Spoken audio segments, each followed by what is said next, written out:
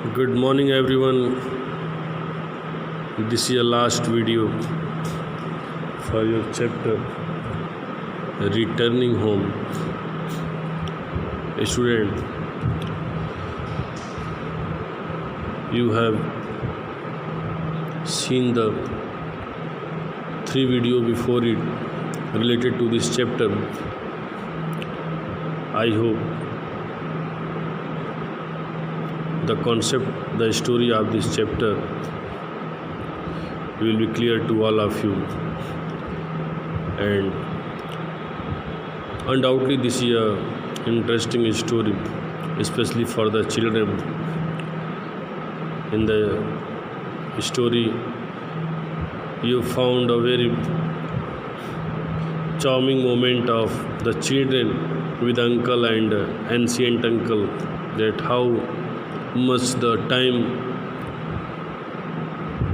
was interesting with for the children when they spent their time with young uncle, and when the young uncle told the stories to the children about the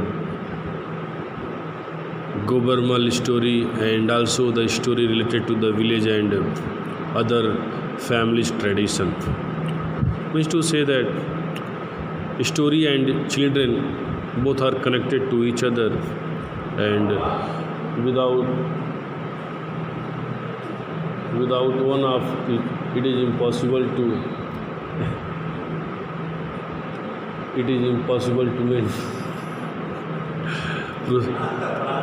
proceed their life in the future. So you see, in the last row of this chapter, I am very worried about the Neelamgiri National Sanctuary, he said. From this line we have to proceed our chapter. Young uncle said that he is extremely worried about the Neelamgiri National Sanctuary. This is a place where national animals and birds were kept. He said it is a small protected forest, one of the last resorts of the Indian tiger. And he also told the children that this place is a very safe and small forest for the tiger, and you can say that the last resorts for the Indian tiger. But each forest ranger I appoint to look after it leaves after a week or so and will not tell me why. And in each forest there is a forest ranger has appointed to look after those tiger and to leave a week if they will not tell him about the tiger. This is a questioning matter for those rangers.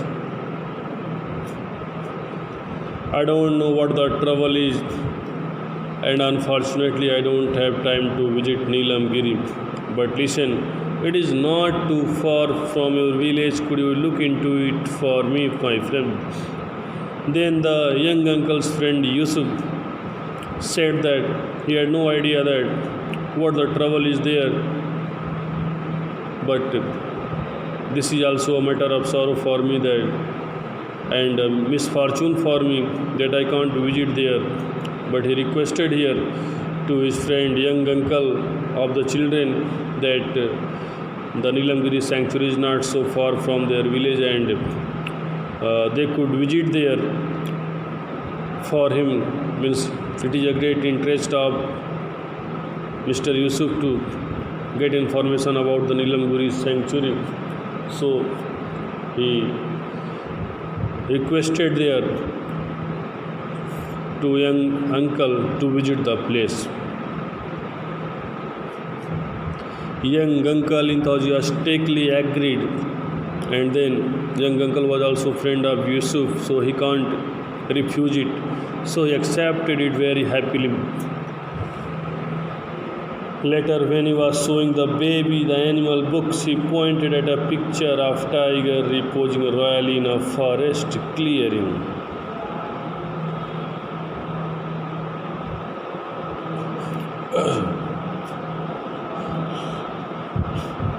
Young uncle accepted very happily to the request of the friend Yusuf,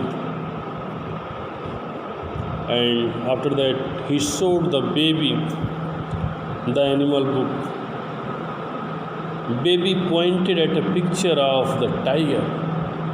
In the animal book there was a picture of a tiger, and baby was attracted to see the tiger, so she pointed towards it, and the tiger was reposing royally. Reposing royally means taking rest like a king. The tiger was resting like a king in the forest, clearing very comfortably. The tiger was resting in the forest. They, she said imperiously, and imperiously in a very commanding tone, the baby said, "Day," means she demanded for it. "I can't bring you a whole tiger," young uncle said. "They won't allow him on the bus." Then young uncle said that it is not allowed to bring a tiger by bus, and so he could not bring a whole tiger for her. It is impossible. It is impossible to bring a tiger in the bus. You can imagine when a tiger will be in a bus, what happened for those passengers who are also sitting in the bus. You can imagine here.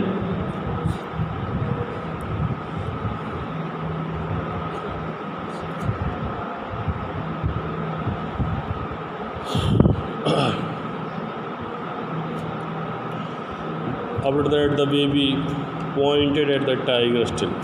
This time, the baby pointed at the tiger still. "They," she said with a magnanimous air. And once again, in a magnanimous air means she expressed her will, saying that for the demand of tiger's tail.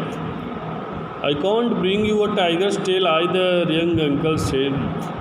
Then once again young uncle rejected her proposal, saying that it is also impossible for him to bring a tiger's tail. The tiger might object. The baby looked impatient. Then she pointed to the very tip of the tiger's tail. And now, when one by one there was a refusal for the baby, it seemed that she was losing her patience. Then she pointed at once to the tip of the tiger's tail, means the very last position of the tiger's tail. A hair from the tip of the tiger's tail, and she demanded this time for the tiger's tail hair. "Well, I will try my best." And she said, the young uncle said, how many times he could reject the proposal for the little baby. So this time he said, "I will try my best." Promised young uncle, and he promised her. He didn't know how he was going to do it, and he had no idea that how he will manage it, especially if the hair was still attached to the tiger, and especially this hair attached to the tiger's tail, and it is a very dangerous task to bring a few hairs from tiger's tail. But a promise was a promise. But how can young uncle refused her, because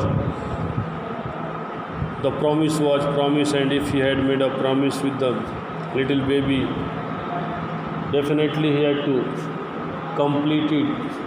So having all these things in his mind, finally he accepted the proposal. So 2 days later, young uncle waved goodbye to his brother. Now 2 days also passed from the day, and now this was the time of the departure for the village. The young uncle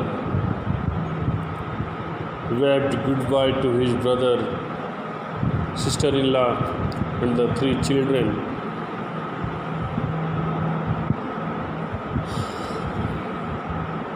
Then the young uncle now was ready to leave the place for his village, and he waved goodbye to brother, sister-in-law, and the 3 children.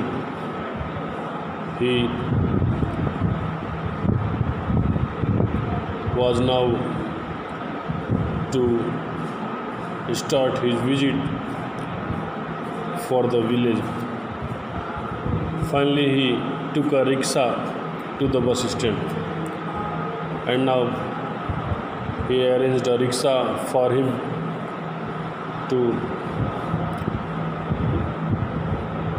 reach himself to the bus stand, so that from the bus stand he could took a bus for his village. And now young uncle left the little children to get more stories for them from the village trip. Finally, this chapter has completed, a very nice chapter written by Bandana Singh. That's okay.